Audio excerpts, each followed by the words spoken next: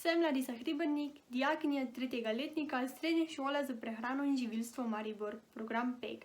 Za ta program sem se odločila, ker rada pečem in ustvarjam.